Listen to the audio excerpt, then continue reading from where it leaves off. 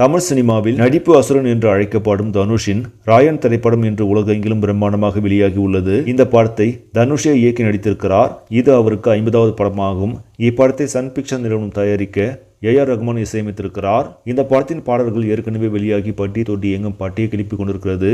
இதற்கிடையே படமும் ரசிகர்கள் மத்தியில் சிறந்த வரவேற்பை பெற்றுள்ளது. நடிகர் தனுஷ் நடிகராக மட்டுமன்றி இயக்குநராகவும் வெற்றி கண்டு விட்டார் என்ற பேச்சும் அடிபட்டு கொண்டிருக்கிறது. தற்போது ரசிகர்கள் மத்தியில் சிறந்த வரவேற்பை பெற்றோரும் ராயன் திரைப்படத்தின் முதல் நாள் வசூல் குறித்த செய்தி வெளியாகியிருக்கிறது. அதன்படி இப்படம் முதல் நாளில் மட்டுமே உலக அளவில் 35 கோடிக்கு மேலாக வசூலிக்கும் என்றும் தமிழகத்தில் கிட்டத்தட்ட 20 கோடி வரை வசூலிக்கும் என்று பாக்ஸ் ஆபீஸ் வட்டாரங்கள் தெரிவிக்கின்றன. ஏற்கனவே முன்பதிவில் மூலமாகவே கிட்டத்தட்ட 8 கோடி வரை வசூலித்து விட்டது.